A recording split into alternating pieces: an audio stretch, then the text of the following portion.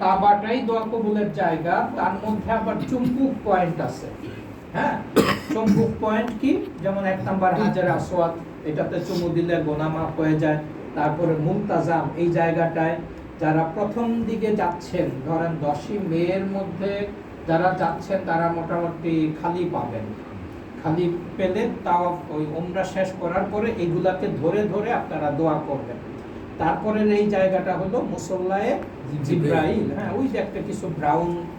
এখানে এক মিনিট, উমরা শেষ করার পরে ধরতে বললেন, উমরা বলবো শেষ করতে ধরতে দিবেন। আমি আগে উমরার ইয়াতে যাই। হ্যাঁ, আচ্ছা, মুসল্লায়ে জিব্রাইল, এটা হচ্ছে মুসল্লা মানে হচ্ছে নামাজের স্থান। জিব্রাইল আলাইহিস সালাম নবীজিকে সাথে নিয়ে, জিব্রাইল আলাইহিস সালাম ইমাম হয়েছিলেন, নবীজি ওনার পিছনে 10 ওয়াক্ত নামাজ এখানে আদায় করছিলেন। এরপরে ইব্রাহিম আলাইহিস সালামকে যখন আল্লাহ পাক ঘোষণা দিলেন যে ইব্রাহিম তুমি এই কাবা ঘর নির্মাণ করো, তখন ইব্রাহিম আলাইহিস সালাম বললেন যে কিভাবে নির্মাণ করব। তখন আল্লাহ বললেন যে তুমি 5টা পাহাড়ের পাথর দিয়ে এই কাবা ঘরটা তৈরি করো। 5টা পাহাড় কি কি? একটা হলো জাবালে নূর বা গারে হারা, মক্কার গারে হারা। তারপরে মিশরের তুর পাহাড়, তারপরে তুরস্কের থেকে 800 কিলোমিটার দূরে জুদি পাহাড়, তুরস্কের জুদি পাহাড়, লেবাননের জাইতা পাহাড়, আরেকটা পাহাড়ের নাম ঠিক মনে আসতেছে না। এই 5টা পাহাড়ের পাথর দিয়ে আল্লাহ কাবা ঘরটা তৈরি করতে বললেন। এখন ইব্রাহিম আলাইহিস সালাম বললেন যে ঠিক আছে, গারে হারা তো কাছে, কোনো রকম কষ্ট করে আল্লাহ, ওই মিশর, ওই তুরস্ক, লেবানন আমি কিভাবে আনবো আল্লাহ? তখন বলে যে তুমি হুকুম করো, পাথরগুলি উড়ে উড়ে তোমার কাছে আসবে। তখন ইব্রাহিম আলাইহিস সালাম এখানে দাঁড়াইয়া হুকুম করলেন, পাথরগুলি আসলো। তারপরে যখন নির্মাণ করতে করতে এই উপরে উঠে গেল, তখন তার ওই যে আমরা বাঁশের মাচা বলেন বা টেবিল বলেন, মই বলেন, এগুলা তো আর কিছু ছিল না। তখন জিব্রাইল আলাইহিস সালাম একটা বেহেশতি পাথর এনে দিলেন। পাথর এনে দিলে ওইটাতে তিনি দাঁড়ায় দাঁড়ায় কাজ করতেন। ওইটা মনে মনে যদি বলতেন যে ডানে যাও, পাথর ডানে নিয়ে যেত, উপরে উঠো উপরে, ওই পাথরটা হলো এই মাকামে ইব্রাহিম, এটার ভিতরে ওই পাথরটা আছে। ঠিক আছে, এইটাও দোয়া কবুলের জায়গা। তারপরে ওই পাশের জায়গাটা হলো হাতিম বা হিজরে ইসমাইল। ইসমাইল আলাইহিস সালাম এবং মা হাজেরাকে ইব্রাহিম আলাইহিস সালাম ওইখানে রেখে তিনি চলে গেছিলেন, এবং বিভিন্ন বর্ণনায় পাওয়া যায় ওইখানে তাদের নিচে কবর আছে। তারপরে উপরে হলো মিজাবে রহমত। আর কাবা ঘরটা কিন্তু আগে, কাবা ঘর কিন্তু 100% স্কয়ার না, এইদিকে আয়তক্ষেত্র যেটা বলে, হ্যাঁ, এইদিকে লম্বালম্বি একটু বেশি। এখনো এটা আগে আরো বেশি ছিল, আগে আরো 6.5 হাত এই পর্যন্ত ছিল ধরেন আনুমানিক কাবা ঘরটা। পরে কুরাইশরা যখন কাবা ঘর নির্মাণ করতে করতে হালাল পয়সার অভাব দেখা দিল, তখন তারা ওই অতটুক বাদ দিয়েই কাবা ঘরটা তুলে ফেলে। বুঝাইতে পারছি? মানে আগে এতটুক ছিল, তো পয়সার অভাবে তারা ছোট করেই তুলে ফেলছে। এই জন্য এটাকেও কাবা ঘরের ভিতরের অংশ বলা হয়। এই জন্য আপনারা যখন হাতিমে ঢুকবেন, চেষ্টা করবেন যে মিজাবে রহমত, হ্যাঁ, মিজাবে রহমতের নিচে দাঁড়াইতে। তাহলে এখানে যদি দাঁড়ান তাহলে আপনি কাবা ঘরের ভিতরের অংশ পাবেন, হাতিমের অংশ পাবেন, মিজাবের অংশ পাবেন। মানে এক জায়গায় দাঁড়াইলেই 3টা জিনিসের ফজিলত আপনি নিয়ে আসতে পারবেন। আমি কি বুঝাইতে পারছি? মনে করেন হাতিমে ঢুকছেন, এখন কেউ দাঁড়াইলো ওই জায়গায় আর আপনি দাঁড়াইলেন এই জায়গায়, তো তার চেয়ে আপনি 3টা পয়েন্টে বেশি আগায় গেলেন। তো এগুলি, তারপরে মনে করেন আপনি এই জায়গায় না ধরে আপনি এই জায়গায় ধরবেন, তাহলে আপনি ডাবল দোয়া কবুলের জায়গাগুলি পেয়ে গেলেন। এই যে হাজরে আসওয়াদ, হাজরে আসওয়াদটা হলো 4 ফিট উচ্চতায়।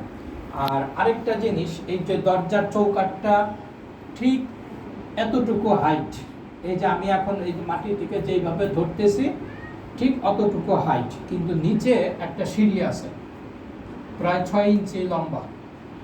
মানে আমি যে হাইট আর আমার এই যে এইটা যতটুকু হাইট, আমি যদি এইখান থেকে হাত দেই ঠিকভাবে টাচ করা যায়। এইভাবে টাচ করলে তো পুরোপুরি আমি ধরতে পারতেছি না, যারা লম্বা তারা পারবে। তো আমরা কি করি, আগে এইটার মধ্যে উঠা দাঁড়াই, এটার মধ্যে, এটা কিন্তু ভিড়ের কারণে দেখা যায় না।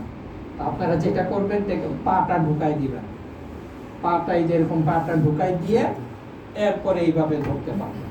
এটা হলো কাবা দরজার চৌকাঠটা খুবই গুরুত্বপূর্ণ দোয়া কবুলের জন্য। যারা প্রথম প্রথম যাচ্ছেন তারা এটা পারবে না। আচ্ছা, এইবার এই পাশে চলে আসেন। এই পাশে হচ্ছে মুস্তাজার। আর আপনারা যেহেতু আমার হোয়াটসঅ্যাপে আছেন, আমার সৌদি নাম্বারটা নিয়ে যাবেন। হ্যাঁ, নিয়ে গেলে আপনারা ওইখানে যদি যে কোনো এরকম প্রশ্নে জানার হয়, আমাকে সৌদি নাম্বারে কল দিলে পাবেন ইনশাআল্লাহ। এটা আমি যতটা সম্ভব আপনাদেরকে আমি হেল্প করতে চেষ্টা করব।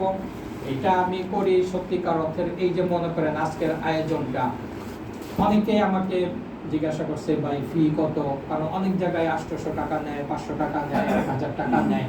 তো আমি নেই না কেন, এবং আরো চেষ্টা করি যে আপনি হাজি, আপনি যদি আমার ট্রেনিংটা নিয়ে আপনি হজ করেন, তাহলে আপনি উমরা করলে আমিও একটা উমরার সওয়াব পাবো, আমিও একটা হজের সওয়াব পাবো। এটাই হলো আমার ফি, সোজা কথা।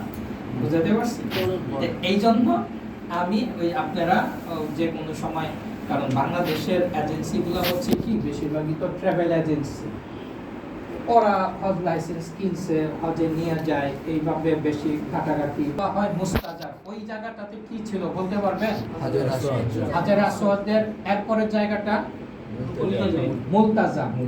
মুলতাজাম, এটা মনে রাখবেন। ওইটা দোয়া কবুলের খুবই গুরুত্বপূর্ণ একটা পয়েন্ট। দোয়া কবুল হবেই। হ্যাঁ, এটা বাস্তব প্রমাণ আমি অনেক পাইছি, অনেক সত্যিকার অর্থে আমি আমার ব্যক্তিগত জীবনে অনেক পাইছি দোয়া কবুল যে হয়। এইখানে হলো মুস্তাজার, ঠিক অপোজিটে। এইখানে ওই যে দেখেন এক বয়স্ক লোক, উনি জানে সাহাবারও এখানে বুট প্যাট লাগাই দিয়ে দোয়া করতেন। এবং এই কর্নারটাকে বলা হয় রুকনে ইয়ামানি। রুকনে ইয়ামানি, ওইটা রুকনে হাজারে আসওয়াদ, আর এইটা রুকনে ইয়ামানি, আর এদিকে হইলো হাতিম ঢোকার জায়গা। এইগুলি আপনারা যাওয়ার যারা নতুন আছেন, একদিন দুই দিন গেলেই আপনারা এগুলি বুঝে ফেলবেন। আচ্ছা, এরপরে এই তাওয়াফের ফিল্ডে একটা জিনিস আছে, হলুদ সবুজ বাতি। হ্যাঁ, এটা কিন্তু কোনো ফজিলতপূর্ণ জিনিস না, যেমন রুকনে ইয়ামানি ফজিলতপূর্ণ। এই সবুজ বাতিটা তাওয়াফের সহায়ক হিসাবে এটা এখানে দেওয়া আছে। এইভাবে দেখবেন তাওয়াফের ফিল্ডে সবুজ বাতি।